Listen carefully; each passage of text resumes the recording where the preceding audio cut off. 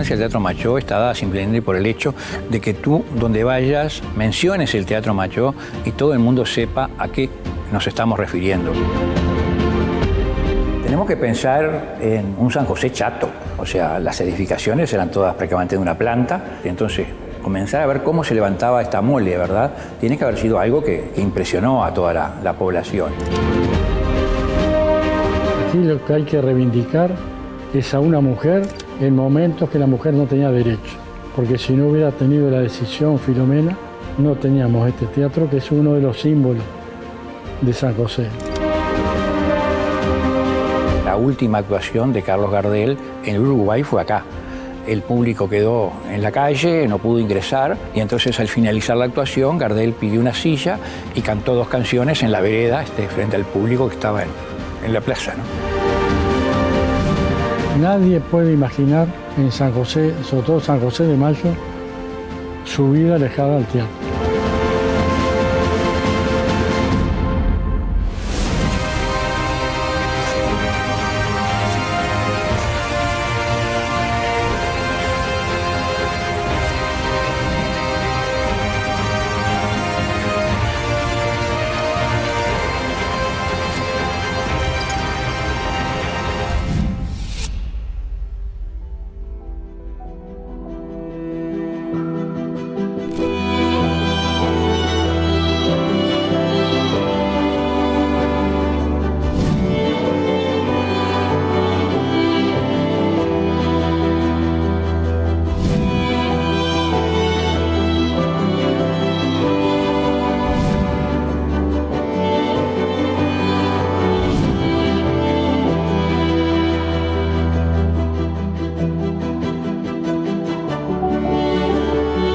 Estamos en el Teatro Machó, una sala emblemática no solo para San José, sino para el país, porque es una de las salas más importantes y más bonitas que tiene nuestro país, el Teatro Machó, que es del año 1912, o sea, ya tenemos más de 100 años de teatro en la ciudad.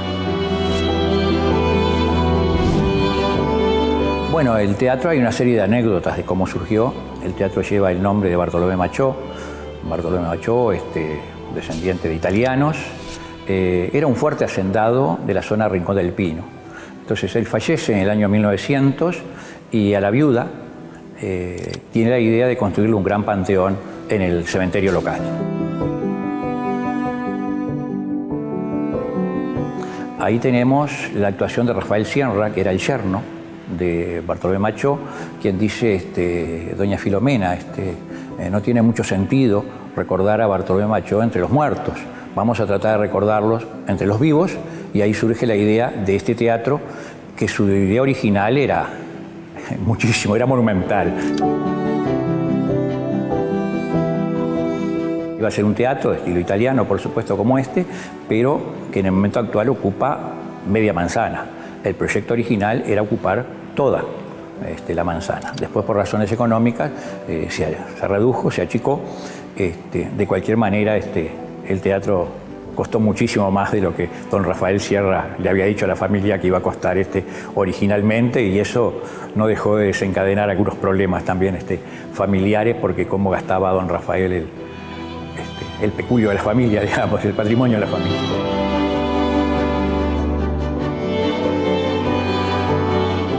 Bueno, evidentemente él quería crear un gran coliseo. Rafael Sierra era una persona muy culta, había viajado muchísimo, o sea, pensemos que en 1900 alguien que había ido a Europa, que viajaba periódicamente a Río de Janeiro, era periodista, representante de distintos periódicos, por ejemplo, era el corresponsal para Uruguay de la revista Caras y Caretas de Buenos Aires, y evidentemente él había tenido posibilidad de asistir a obras de teatro, a óperas en Europa, y se ve que vino con esa idea y quiso reproducir eso acá en San José.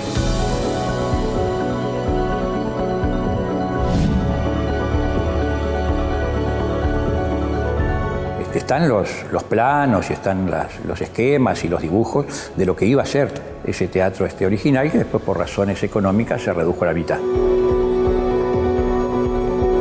El lugar es privilegiado frente a la Plaza de los 33, que siempre fue la vida social desde la época de la villa hasta el momento actual. O sea, cualquier hecho venimos acá a la plaza, y frente a la catedral también, ¿verdad? O sea que el lugar es privilegiado.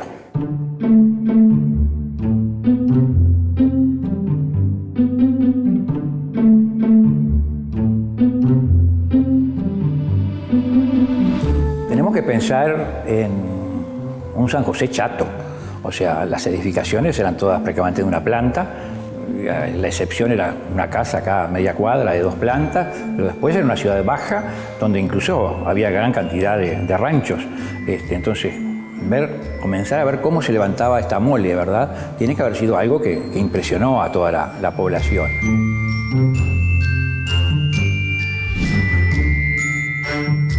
Esta obra fue obra del arquitecto Tosi, un arquitecto italiano, y bueno, evidentemente se utilizaron materiales de las mejores calidades, los mármoles, las maderas, ¿verdad? El hecho es de que todo hoy se ha conservado y que todo es original dentro del teatro. Tenemos que pensar también en toda la parte de yesería, los adornos internos, como también el trabajo de los frentistas. El frente del teatro es espectacular con todos los adornos que él mismo tiene, ¿verdad? La mayoría de esos artesanos son oficios que han desaparecido. Entonces, poder mantener y restaurar cuando algo se deteriora resulta muy, muy difícil. Lo mismo toda la parte de herrería, de herrajes del teatro, las barandas, las escaleras, que son también espectaculares, ¿no?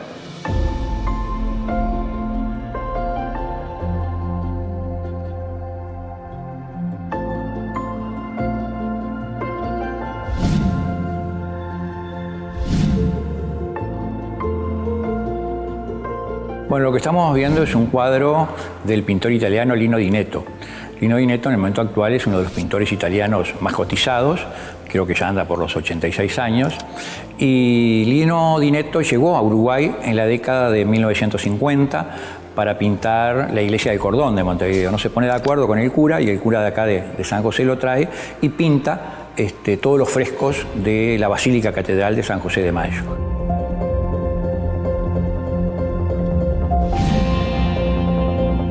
Hizo mucho relacionamiento con San José, ha vuelto en varias oportunidades a San José y bueno, en el 2011, en uno de sus viajes, trae este cuadro de obsequio para el teatro y ya pensado para ser colocado en este descanso de la escalera.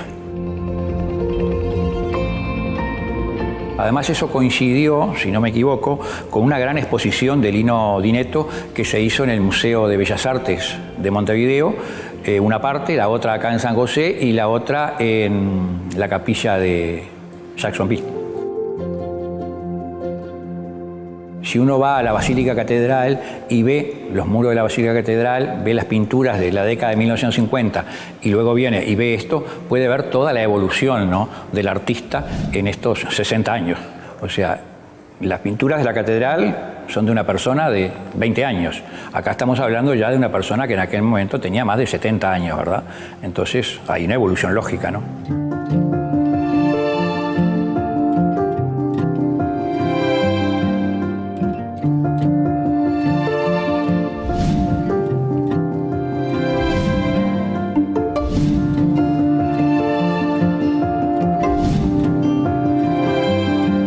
Bueno, acá estamos en la sala Eduardo Carvajal. Ustedes se preguntarán por qué hay una sala en el Teatro Macho dedicada a Eduardo Carvajal y quién era Eduardo Carvajal. Bueno, Eduardo Carvajal fue un destacado pintor maragato que también viajó a Italia, como se usaba en aquella época para estudiar, ¿verdad? Y quizás el recuerdo más efectivo que todos tengamos de Eduardo Carvajal es el cuadro, está en un óvalo, de Artigas, en el Paraguay, en la ancianidad, de Poncho, debajo de un árbol. Y bueno, ese es el retrato, la imagen que todos tenemos de nuestra época de escuela de Eduardo Carvajal. Pero fue un retratista también muy, muy importante, pintó a varios de nuestros presidentes, etcétera, ¿verdad?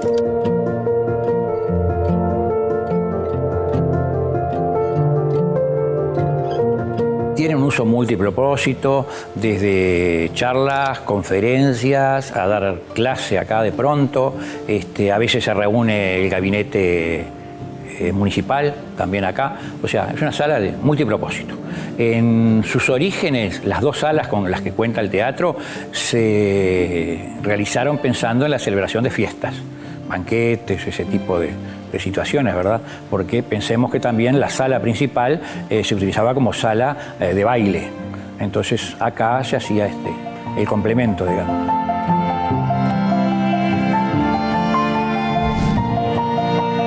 La vista de acá, de la plaza, es espectacular, ¿no? Era un lugar muy lindo y evidentemente las damas maragatas podían mostrar su belleza desde los balcones.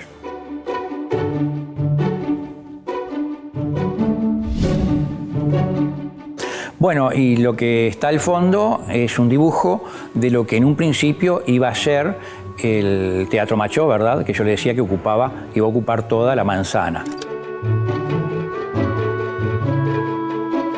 Es un dibujo del arquitecto y dibujante Baroffio, y bueno, ahí podemos ver el esplendor.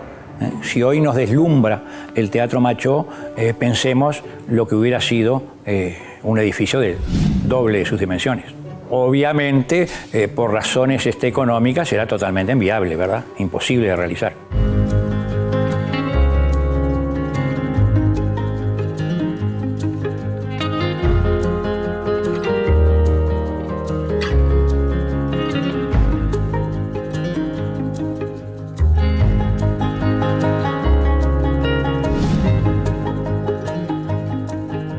Bueno, es las características de un teatro de estilo italiano, ¿verdad? El semicírculo, la herradura clásica, ¿verdad?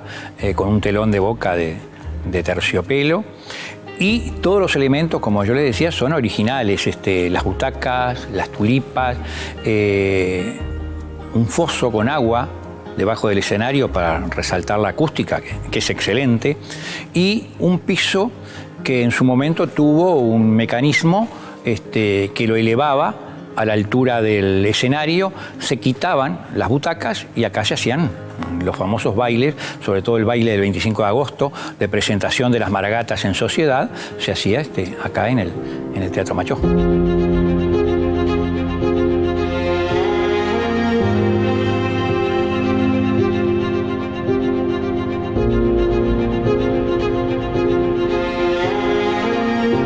La vista es realmente espectacular desde el escenario, ¿verdad? Y uno a veces lamenta que los espectadores no la puedan ver. Pero los artistas extranjeros que han venido, inclusive muchos montevideanos, han quedado deslumbrados con el teatro.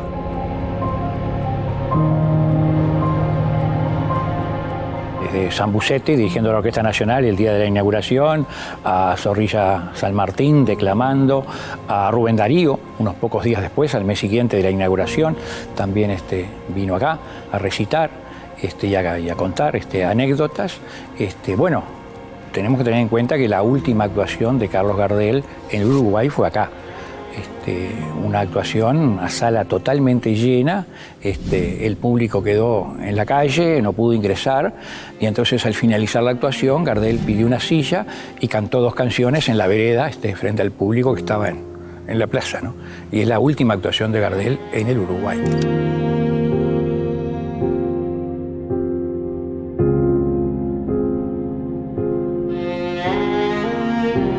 Después todas las compañías de ópera, líricas, de zarzuela que venían a Montevideo continuaban su gira hasta el Machó, ¿verdad?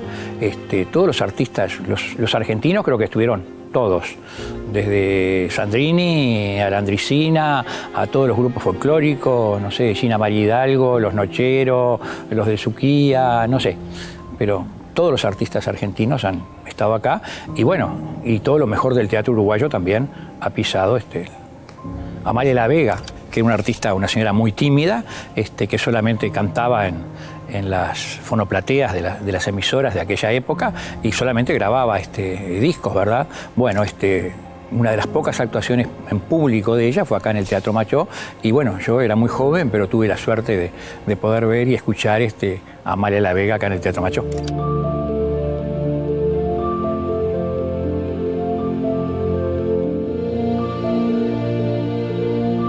Eran épocas en que la gente de San José estaba acostumbrada a concurrir al teatro, todo San José venía al teatro, y en el caso particular mío, yo he vivido siempre en Rodríguez, y a veces era todo un drama poder llegar al Teatro Machó, porque Rodríguez hasta el día de hoy no tiene locomoción nocturna. Entonces había que estarle preguntando al vecino, al otro, al amigo, ¿vos vas a ir a ver tal cosa? ¿Vas a ir? Bueno, y ahí nos juntábamos un grupito y veníamos todos en el mismo vehículo, ¿verdad? Era un mundo diferente, ¿no? Inclusive había una gran diferencia entre la dama que venía y se instalaba en la platea a la dama que se instalaba en el palco, ¿no? Era un poco como para lucirse y decir, aquí estoy yo. Esto es una leyenda en cuanto a esos palcos. Lo mismo pasa en el Solís también. Se les llama los palcos de las viudas. Se consideraba que ellas en los otros palcos quedaban muy expuestas, en ese palco se sentaban un poquito hacia atrás, no eran vistas desde la platea, pero además evidentemente era muy poco lo que podían ver del escenario, ¿no? Se escuchaba la obra, pero se apreciaba porque el sector del escenario que se ve desde allí es muy poco. O sea, es toda una leyenda eso de los palcos de las viudas, que hoy ya no se usan porque en general en los teatros están para los técnicos o para elementos técnicos, ¿verdad? Y no son de acceso al público, ni acá ni en el Solís, por ejemplo.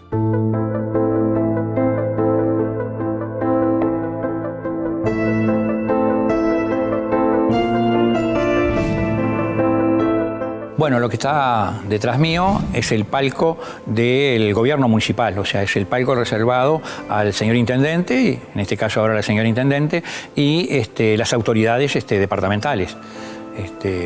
Eso es muy común también en otros teatros, o sea, el Teatro Solís es un teatro municipal, pero tiene un palco reservado para el intendente y tiene un palco reservado para el presidente de la República.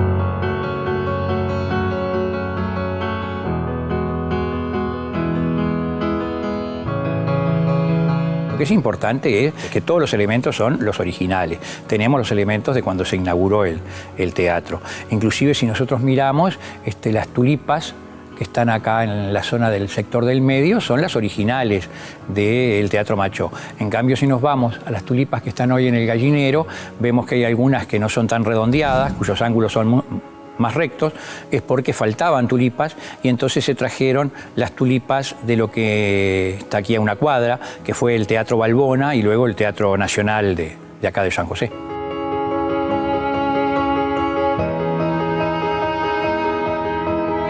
En un principio, cuando a partir de su inauguración en 1912, comenzó a funcionar como teatro y como cine posteriormente también, ¿verdad? Algo muy común de que los teatros también daban películas, el biógrafo, como se decía en aquella época. Posteriormente es adquirido por el Banco de San José y posteriormente el Banco de San José lo dona al municipio. Ahí hay toda una etapa de deterioro en base al poco mantenimiento que se le había hecho al teatro durante muchísimos años y finalmente en el año 1965 se llega a la drástica medida de tener que cerrar el teatro porque no estaba en condiciones de ser utilizado. Y ahí aparece una figura poco reconocida acá en San José, un sirio-libanés que llegó a ser intendente municipal, Felipe Chalela, y es Felipe Chalela quien reinicia las obras de remodelación y acondicionamiento del teatro para poderlo abrir nuevamente, hecho que se produce creo en el año 1973. Posteriormente, por 1999 creo, hay ahí también una restauración hecha con técnicos locales y finalmente en el 2009 tenemos la gran puesta a punto del teatro y que es lo que estamos viendo hoy, ¿verdad? Cómo quedó después de la remodelación del año 2009.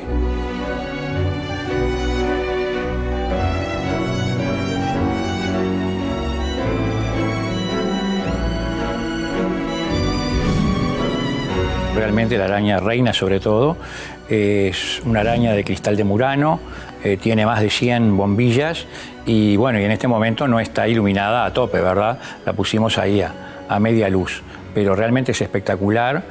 Hay que bajarla a la platea 2 veces al año para poder limpiarla y recuerdo que en alguna forma chistosa, en algún momento se llegó a comentar que tenía más lamparillas que todo el pueblo de Gilles-Lapolière en San José.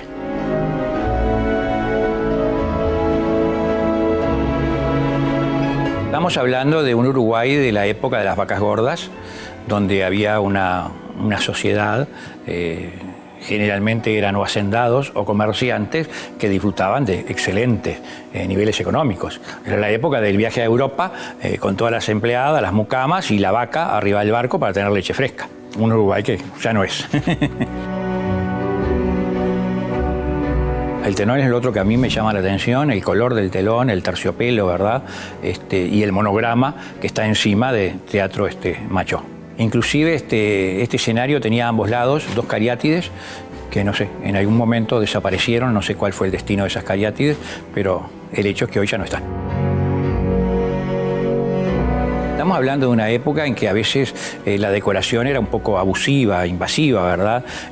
Había como una especie de horror al vacío también en aquella época, ¿no? Lo vemos en la decoración de muchos edificios y de otros teatros de la época también.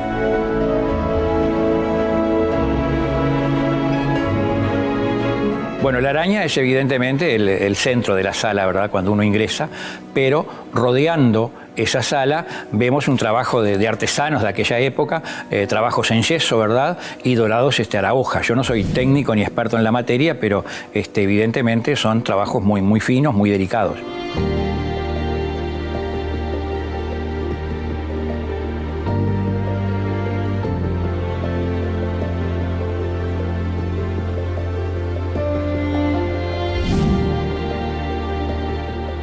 Bueno, acá estamos en el tercer aro del Teatro Machó, lo que comúnmente se conoce como el gallinero, ¿verdad? O sea, el lugar donde venían las clases populares y al cual no se podía acceder desde la puerta principal del teatro, sino que se accedía por una puerta lateral en la calle 25 de Mayo. El teatro se democratizó, digamos, recién con la reforma del 2009, cuando a partir de ese momento el acceso fue para todo el mundo desde la puerta principal frente a la plaza. Eso era común en el Teatro Solís, en todos los teatros. El acceso a las partes populares, digamos, era por una puerta lateral del teatro, nunca por la puerta principal. Esto es madera, últimamente se le han puesto unos almohadoncitos, pero yo recuerdo haber venido y sentarme sobre la madera dura, ¿verdad? Ahora tiene unos almohadoncitos.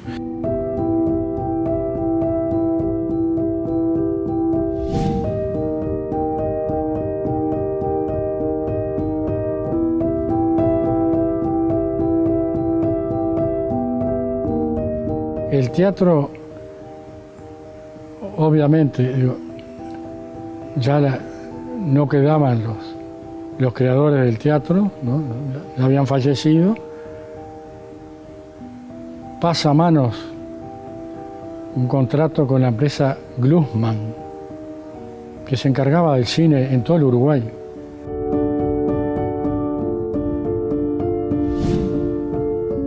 Cuando estuvo Glusman, la actividad teatral prácticamente nula. Acá lo que había cine continuado, 4 horas de matiné que nosotros veníamos, ¿verdad? No había televisión, no había celulares, o sea que, pero nada que ver con el proyecto original de Filomena y Bartolomeo.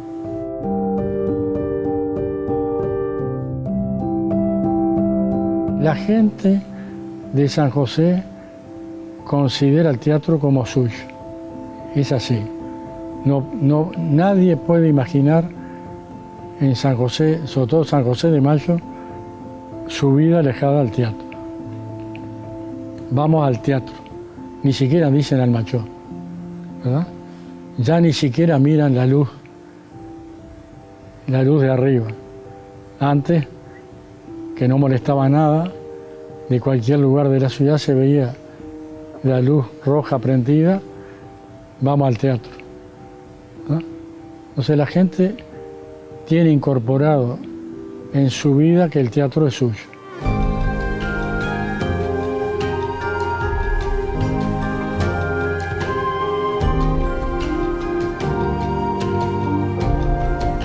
No hay Maragato que no tenga una anécdota. Y todos los que viven acá, cada uno tiene una anécdota personal de lo que le pasó algún día. Y muchos como en nuestro caso, muchísimas.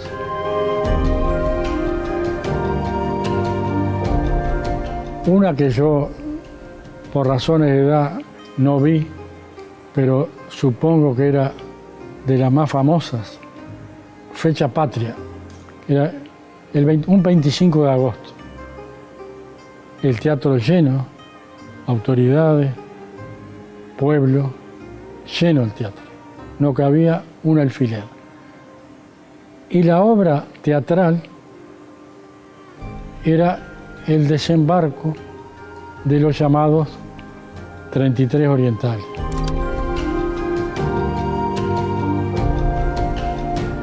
Que se ha inmortalizado ficticiamente el cuadro de Blanes, que se hizo muchísimo después, basado en relatos de sobrevivientes y la imaginación del autor.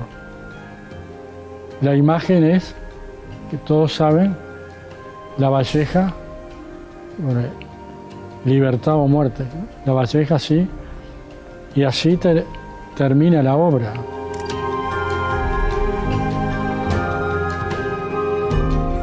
En el escenario estaba desplegado el cuadro de Blanes y el actor de Lavalleja así. Y de repente irrumpe en aquel pasillo, pasa la puerta, baja una persona, sube la escalerita y la gente quedó en silencio porque no entendían qué tenía que ver un particular con los actores vestidos. Y se le arrima a Lavalleja, que estaba así, y le dice: ¿me da fuego Lavalleja? Imaginen la reacción de la gente. Se venía abajo el teatro. La gente lloraba de risa. Un particular que había tomado algo, seguramente fue una apuesta a que vos no te animás, que no me animo, y lo hizo.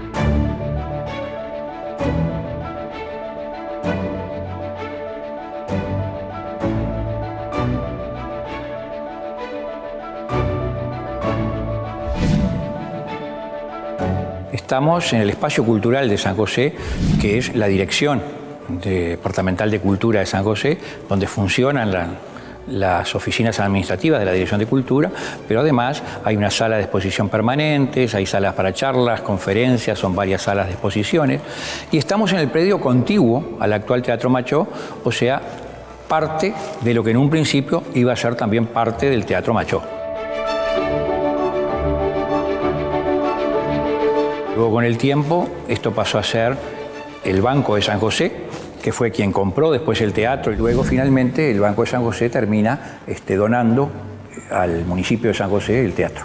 Y bueno, después el Banco de San José cerró, esto pasó a ser la Caja Obrera, y finalmente con el cierre de la Caja Obrera, el gobierno departamental de San José lo adquirió y le dio este destino cultural.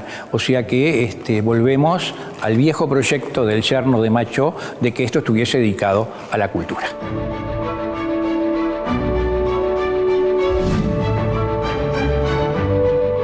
Bueno, acá en este momento hay una exposición permanente de obras de Nantes y hay también obras de Righetti, que es otro escultor maragato y que falleció muy joven.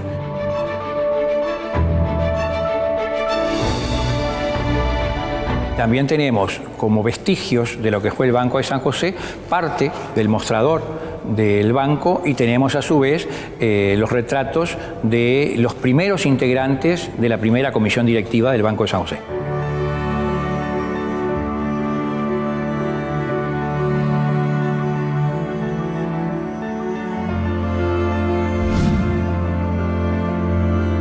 Cambiamos de ambiente, acá estamos en lo que era el sótano del Banco de San José. En este momento es una sala de exposiciones. En este momento tenemos una muestra de Luis Balbuena, son esculturas de yeso y madera, y una muestra que fue declarada de interés ministerial, o sea que es muy importante que la podamos tener acá en San José. Cuando esto era banco, evidentemente, muy probablemente nosotros no pudiésemos estar acá porque este era un lugar de acceso muy restringido. En primer lugar, a este sótano llegaban los sobres con dinero de la gente que lo depositaba fuera de horario cuando el banco estaba cerrado en un buzón que daba a la calle. Pero además esto da acceso a otros dos lugares muy restringidos del banco, que son las dos bóvedas de seguridad, o sea, el lugar donde el banco guardaba su dinero, y muchas veces los clientes también guardaban su dinero, sus collas, los títulos de propiedad de las casas, porque aquí también estaban los famosos cofres Ford.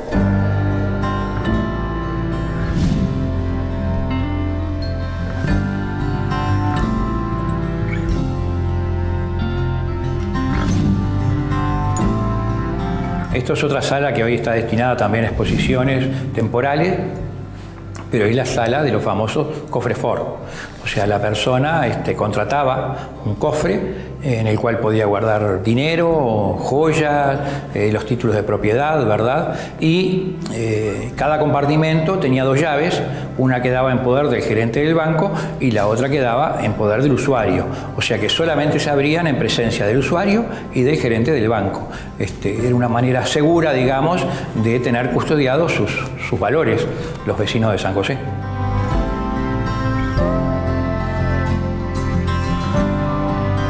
Estábamos en el riñón, digamos, del Banco de San José. Yo hace años que estoy acá y no conozco una persona que no ingrese acá y no quiera revisar las cajas. Las hemos revisado todas, les puedo asegurar que no quedó ninguna joya, ninguna moneda, no quedó nada, pero todo el mundo tiene la tentación de abrirlas y revisarlas, a ver si quedó algo adentro.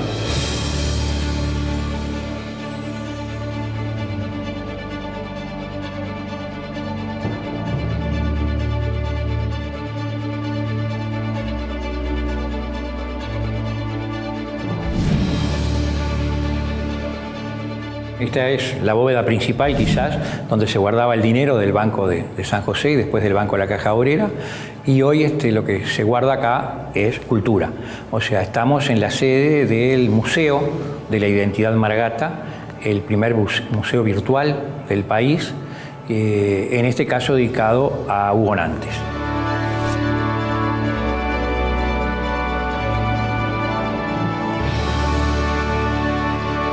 Esta fue una idea del ex director de Cultura, Juan Carlos Barreto, que la conversamos muchas veces.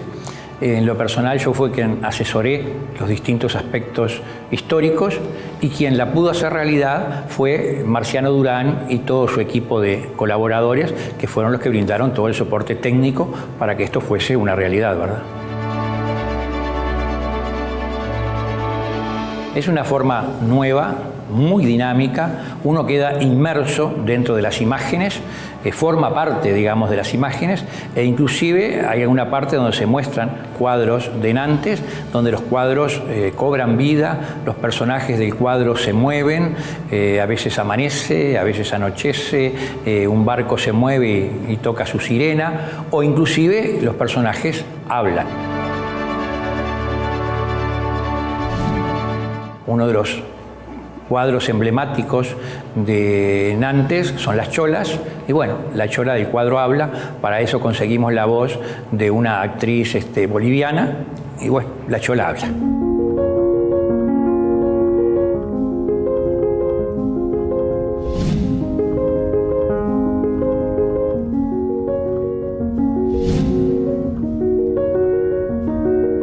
Bueno, desde niño, la gente que conoció la obra, los mayores que yo llegué a conocer, siempre reivindicaron a la viuda de Bartolomeo Machó.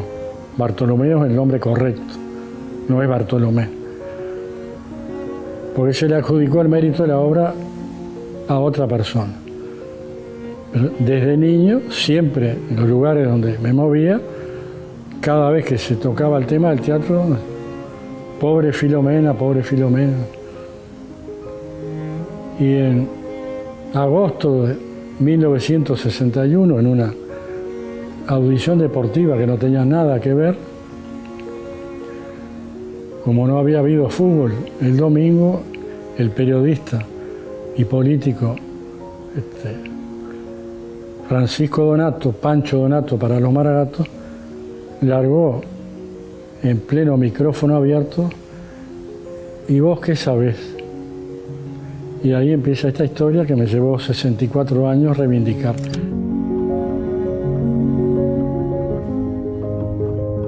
Acá lo que importa es Filomena Cerveto Giribone. Era viuda de Macho. Eran familiares.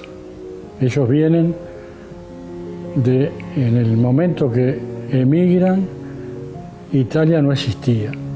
Se llamaba Reino de Génova. Italia como país es más nuevo que nosotros. Uruguay nace en el 28, Italia nace en el 61.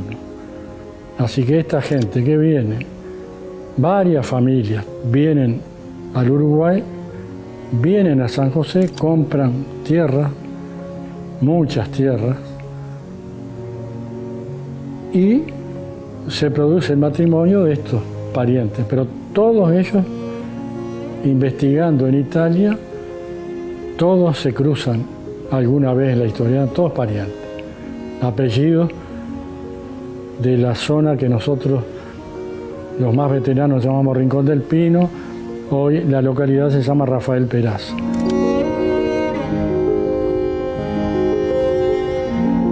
Los Machó, los Cerveto, los Giribone, los Bevilacqua, los Rodino, etcétera. Un montón de familias que aún hoy permanecen y son propietarios. Bueno, los Cerveto tienen campos en ese tiempo y los Machó también. Pero todos se reunían en el Rincón del Pino, parientes. Pero ¿qué pasa? Que en Italia era gente culta. Ellos no emigraron por razones de pobreza o indigencia, que serían otros. Por ejemplo, los ingleses, cuando el ferrocarril traían italianos de la zona de Pinerolo, por eso la deformación es Peñarol, ¿verdad? A picar piedra en las canteras que todavía permanecen ahí en la Ruta 5. Estos, que son el motivo de esta conversación, era gente rica, muy rica. Y estos, cuando se casan Bartolomeo y Filomena, unen dos enormes fortunas.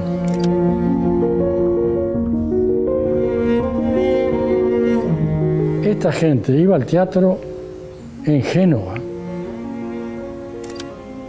y vienen a un lugar donde no había actividad cultural. La única actividad cultural, entre comillas dirían, era que alguien tuviera un piano, invitar a tomar el té. Esa es la actividad cultural.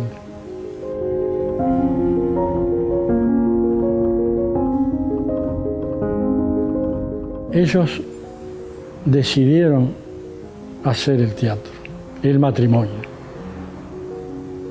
Pero Bartolomeo fallece en 1900 y Filomena decide cumplir con el deseo de ambos, porque siempre se dijo que era él, porque la mujer en ese tiempo no votaba, tenía derecho natural pero no tenía derecho legal.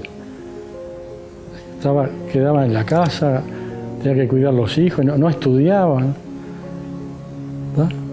Filomena tenía bienes propios, Machó bienes propios y después bienes conyugales. O sea que problema de dinero no tenía, ¿verdad? Entonces Filomena decide hacer el teatro.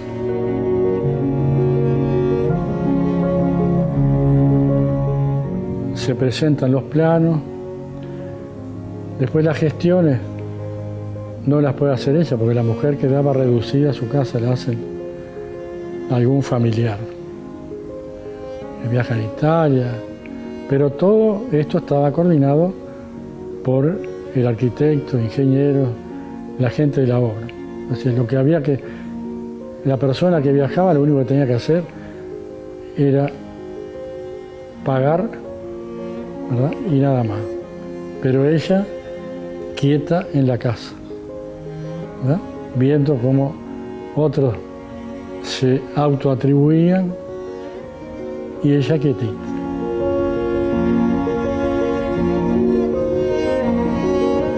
Aquí lo que hay que reivindicar es a una mujer en momentos que la mujer no tenía derecho. Y miren ustedes que lo he planteado muchas veces. Los 8 de marzo nunca logré que se pararan frente al teatro a rendir homenaje a quién, a una mujer que en los tiempos donde no se ejercía el derecho natural hizo esto. Porque si no hubiera tenido la decisión Filomena, no teníamos este teatro, que es uno de los símbolos de San José. San José se habla de la iglesia y el teatro.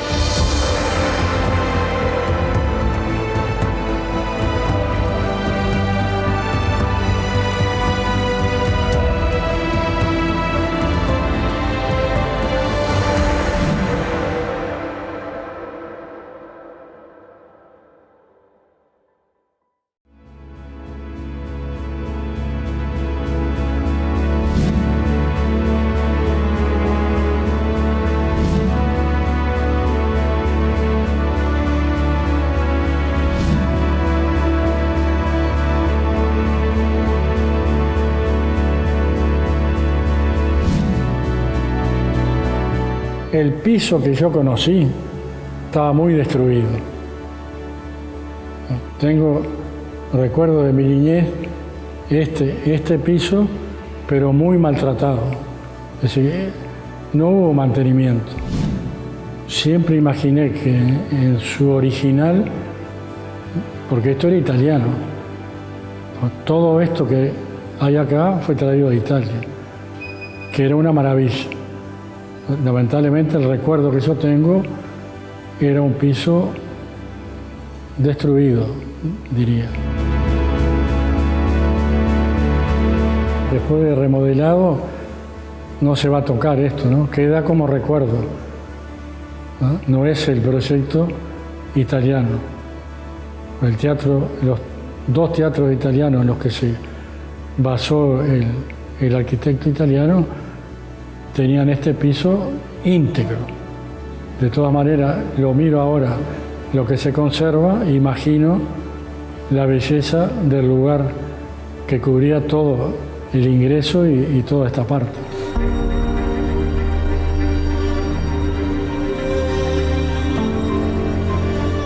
Vivía muy poca gente acá, ¿verdad? Era, diría, una pequeña aldea. Y fue, según los testimonios escritos que hay de la prensa y el relato, la historia oral que yo respeto mucho, en cierto momento consideraban que era una locura.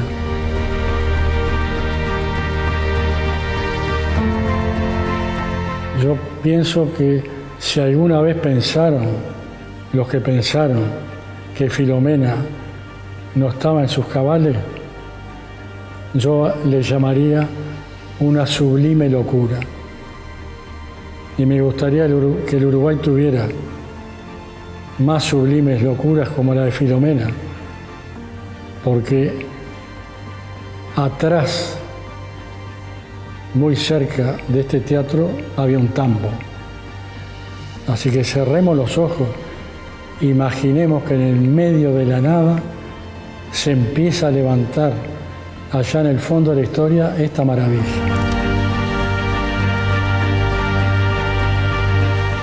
Es una sublime locura que con sus bienes hacer esto por vanidad personal, no, para la posteridad, para la cultura, para siempre. Se lo debemos a este matrimonio, porque Bartolomeo, aunque no estaba físicamente, estaba espiritualmente.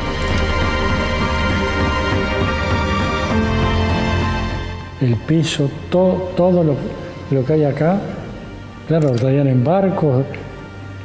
En barcos también, según testimonios que he recogido, los traían al Rincón del Pino. Y desde ahí, ¿qué carretera? Eran caminos en carreta. Es brutal. Y del tren. La mayoría de las cosas más chicas en el tren, pero otras las traían en barco. Esto es heroico lo que hicieron, ¿verdad? Y reitero la palabra, lo hablábamos con algunos familiares, concretamente de apellido Machó, la sublime locura de estos dos, en el medio de la nada hacer esto, ¿verdad? Queda para siempre. Todos pasaremos, lo que va a quedar es el teatro.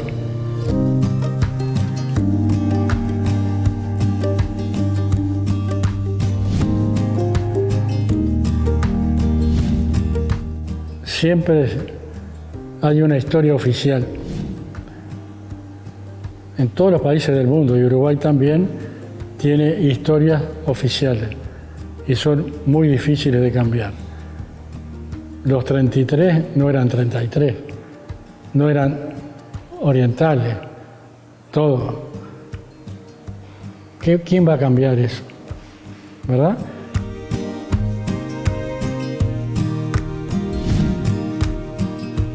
A mí me pareció injusto siempre, como no fue iniciativa mía, Pancho Donato, Don Manuel Cobas, los hermanos Meréndez Clara, muchas mujeres de toda esa familia, todos me empujaron. Yo lo que hice es cumplir la tarea. Mucha gente consideró que fue absolutamente injusto el destrato y el silencio de la verdad histórica.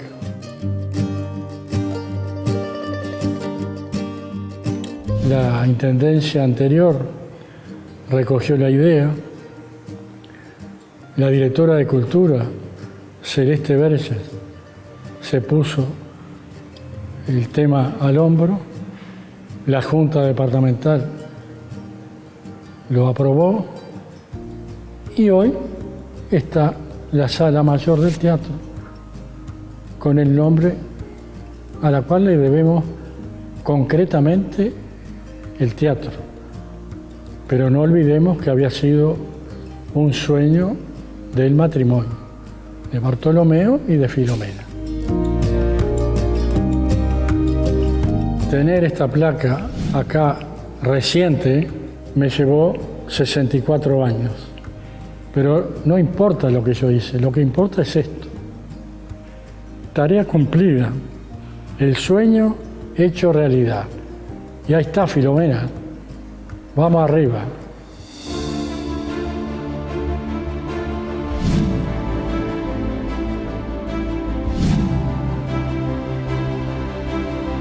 Bueno, yo creo que la importancia del Teatro Machó está dada simplemente por el hecho de que tú, donde vayas, menciones el Teatro Machó y todo el mundo sepa a qué nos estamos refiriendo, ¿verdad? Todo el mundo habla de la belleza del teatro, de la acústica que tiene el teatro.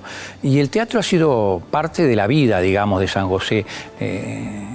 El que más, el que menos, todo el mundo pasó en algún momento, porque de las clases más altas a las clases más bajas, cuando venían espectáculos populares, el que más, el que menos, ha visitado en alguna oportunidad el Teatro Machó.